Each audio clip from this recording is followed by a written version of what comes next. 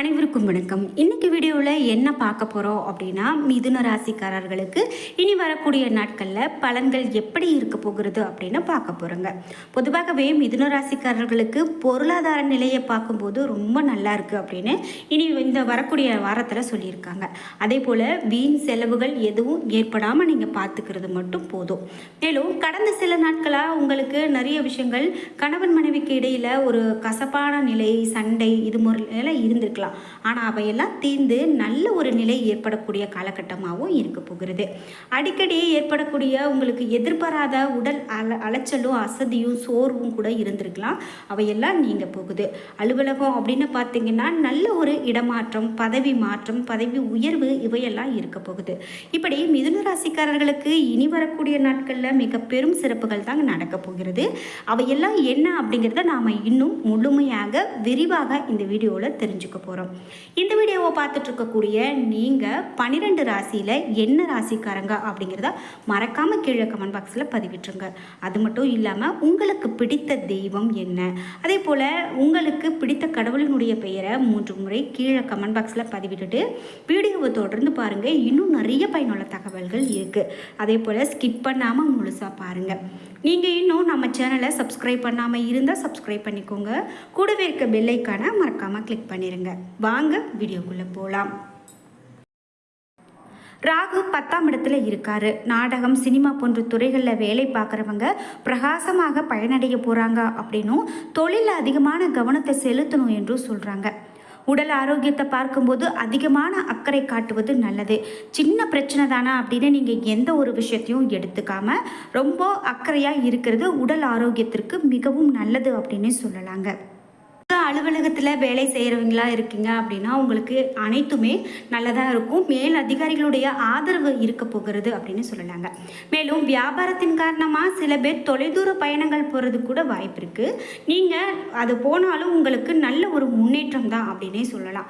அதே போல் சக வியாபாரிகளிடம் நீங்கள் இணக்கமான சூழ்நிலையை உருவாக்கிக்கிறது நல்லது. எதையும் எடுத்த கவிழ்த்த அப்படின்னு யோசிக்காமல் பேசுகிறதோ அல்லது சண்டை வம்பு சண்டை இது போல் போகிறதோ கூடாது அப்படின்னு சொல்றாங்க. குறிப்பா நீங்க உங்களுடைய காரியத்துல கண்ணா இருக்கிறதே மிகவும் நல்லது அப்படின்னே சொல்லலாங்க. அதோடு குடும்பத்தை பார்க்கும்போது குடும்பம் நிர்வகிக்கக்கூடிய பெண்கள் உறவுகளுடைய வருகையால் பொறுப்புகள் அதிகமாக இருக்கும். அவர்கள் அதன் காரணமாக அசதியும் சோர்வும் ஏற்படுறதுக்கான வாய்ப்பு இருக்கும். வேலைக்கு போகக்கூடிய பெண்களுக்கு அலுவலகத்தில் சில சலுகைகள் கிடைக்கக்கூடிய காலகட்டமாக இருக்கும். உங்களுக்கு அதிர்ஷ்டமான எண்கள் என்று பார்த்தா 2, 3. வழிபட வேண்டிய தெய்வம் என்று பார்த்தா விநாயகரை நீங்கள் இந்த வாரத்தில் வழிபாடு செய்துட்டு வந்தீங்க அப்படின்னா நிச்சயமாக இந்த வாரத்தில் உங்களுக்கு மிகவும் நல்லதொரு பலன்கள் இருக்குது அப்படின்னு சொல்லலாம். முழு முதற் கடவுளான விநாயக பெருமானுடைய வழிபாட்டை மேற்கொண்டு வாங்க. அதே போல் உங்களுடைய ராசிக்கு மேலும் என்னென்ன பலன்கள் சொல்லப்படுகிறது அப்படின்னு கேட்டிங்கன்னா, நீங்கள் ஒரு விஷயத்தை மேற்கொண்டீங்க அப்படின்னா அதில் கண்டிப்பாக பின்வாங்காமல் அதை மேற்கொண்டு வர்றது உங்களுக்கு நல்லது. இந்த விஷயத்தை நம்ம அப்புறமா பார்த்துக்கலாம் அப்படின்னு எடுத்திங்கன்னா கண்டிப்பாக அது உங்களுக்கு தொய்வை ஏற்படுத்தும்.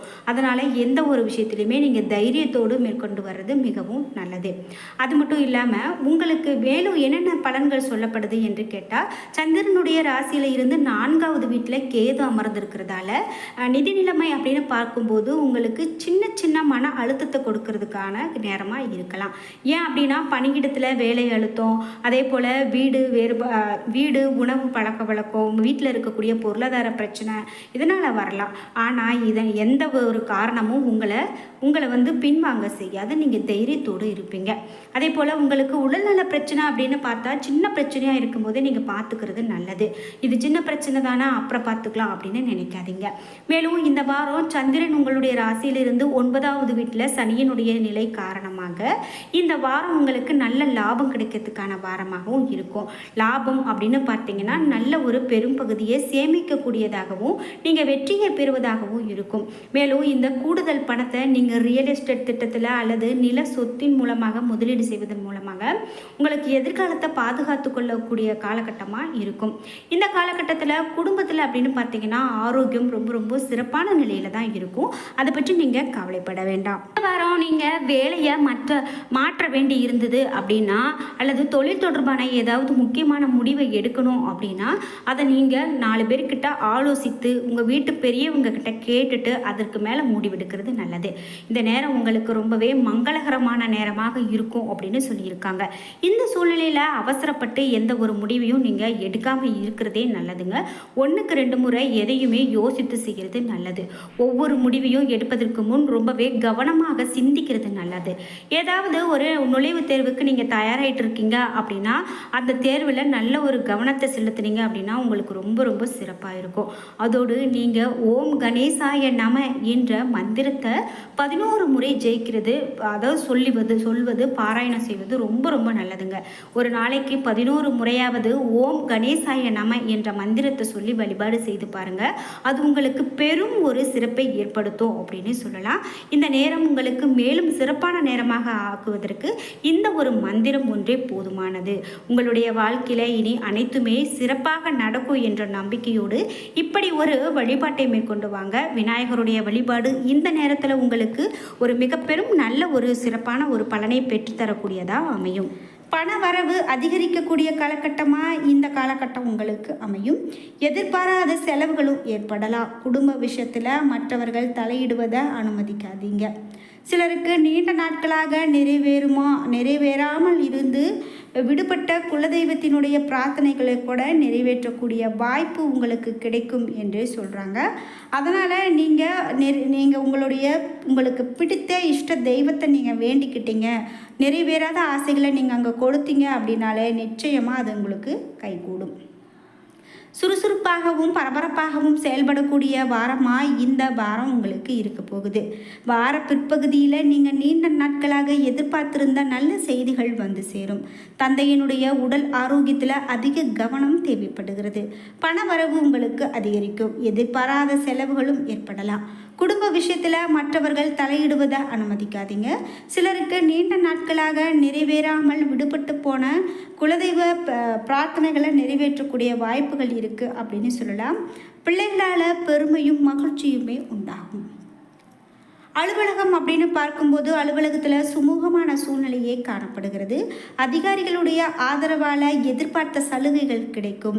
இது மட்டும் இல்லாமல் சக ஊழியர்கள் தங்களுடைய பணிகளில் இருக்கக்கூடிய உதவியை நாடி வருவாங்க. சலுகைகள் உங்களுக்கு கிடைக்கும். வியாபாரத்தை விரிவுபடுத்த நினைக்கிறவங்க அதற்கென முயற்சிகளை தொடங்கலாம். அனுகூலமாக அனைத்தும் முடியும். சக வியாபாரிகளுடன் இணக்கமான உறவு ஏற்படும். பணியாளர்களுடைய ஒத்துழைப்பால் பால் விற்பனையும் உங்களுக்கு மிகப்பெரிய லாபத்தை கொடுக்கும் அப்படின்னு சொல்லப்படுகிறது.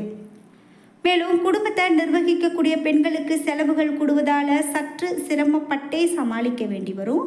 வேலைக்கு செல்லக்கூடிய பெண்களுக்கு அலுவலகத்தில் உற்சாகமான சூழ்நிலையே காணப்படலாம். ஆனால் சலுகைகள் எதையும் நீங்கள் எதிர்பார்க்க முடியாது. உங்களுக்கு அதிர்ஷ்டமான எண்களாக என்ன சொல்லப்படுகிறது என்றால் 7, 9. நீங்கள் வழிபட வேண்டிய தெய்வம் முருகப்பெருமான். தினமும் முருகப்பெருமானுடைய வழிபாட்டை மேற்கொண்டீங்க அப்படின்னா நிச்சயமாக நன்மை நடக்கும். இது மட்டும் இல்லாமல் நீங்கள் வீட்டு பூஜை அறையில் தீபம் ஏற்றி வைத்து முருகப்பெருமானுடைய பெயர்களை பாராயணம் செய்து வழிபட்டு வந்தீங்க அப்படின்னா நிச்சயமாக உங்களுக்கு நல்லதொரு வழிகாட்டியாக முருகப்பெருமான் இருப்பார் என்று சொன்னால் அது மிகையாகாது. இந்த வீடியோவை பார்த்துட்டு இருக்கக்கூடிய நீங்கள் 12 ராசியில் எந்த ராசிக்காரங்க என்பதை மறக்காமல் கீழே கமெண்ட் பாக்ஸில் பதிவிடுங்க. பொதுவாகவே ஒரு 12 ராசியில் இந்த ராசிக்காரர்களுக்கு இப்படிப்பட்ட பலன்கள் அமையப்போகிறது என்று கணிக்கப்பட்டால் அதுபோல் அந்த வாரத்தில் பலன்கள் மாறுபடுவது உறுதி. அந்த வகையில் இந்த மிதுன ராசிக்காரர்களுக்கு இப்படி பலன்கள் அமைந்து கொண்டிருக்கிறது. பொதுவாகவே ஒரு நெருங்கிய உறவினர்களிடம் பக்குவமாக நீங்கள் நடந்துக்கிறது நல்லதுன்னு சொல்கிறாங்க. தேவையற்ற பிரச்சனைகளை இதனால் தவிர்க்கலாம். கணவன் மனைவிக்கு இடையே அந்யோன்யம் அதிகரிக்கக்கூடியது அப்படின்னு சொல்கிறாங்க. அதாவது எப்போவுமே சண்டை அப்படின்னு இருக்கிறவங்க கூட இந்த காலகட்டத்தில் சற்றே ஒரு சண்டை இல்லாமல் ஒரு அந்யோன்யம் அதிகரிக்கக்கூடிய நாட்களாக இருக்க போகிறது அப்படின்னு சொல்கிறாங்க. நீண்ட நாளாக சந்திக்காமல் இருந்த நண்பர்களை சந்தித்து மகிழக்கூடிய நாட்களாக இந்த நாட்கள் உங்களுக்கு அமையுங்க. பிள்ளைகள் வழியில் சில பிரச்சனைகள் ஏற்படக்கூடும். சற்று பொறுமையை கடைபிடிக்கிறது தான் உங்களுக்கு நல்லது. எந்த விஷயம் எடுத்தேன் கவித்தன்னு நீங்கள் சண்டையிட்டு எதுவும் பண்ணி முடிக்க முடியாது. அதனால் மிகவும் பொறுமையாக இருந்து காரியத்தை சாதிக்கிறதே மிகவும் நல்லது. ஏன்னா நண்பர்களே, இன்றைக்கி வீடியோவில் இந்த மிதுன ராசிக்காரர்களுக்கு எப்படிப்பட்ட பலன்கள் அமைய போகிறது அப்படின்னு தெரிஞ்சுக்கிட்டோம். இந்த வீடியோ உங்களுக்கு பிடிச்சிருந்தா லைக் பண்ணுங்கள், ஷேர் பண்ணுங்கள், கமெண்ட் பண்ணுங்கள். மறக்காமல் நீங்கள் 12 ராசியில் என்ன ராசிக்காரங்க அப்படிங்கிறத கீழே கமெண்ட் பாக்ஸில் பதிவிடுங்க. நீங்கள் இன்னும் நம்ம சேனலை சப்ஸ்கிரைப் பண்ணாமல் இருந்தால் சப்ஸ்கிரைப் பண்ணிக்கோங்க. கூடவே இருக்க பெல் ஐக்கானை மறக்காமல் கிளிக் பண்ணிடுங்க.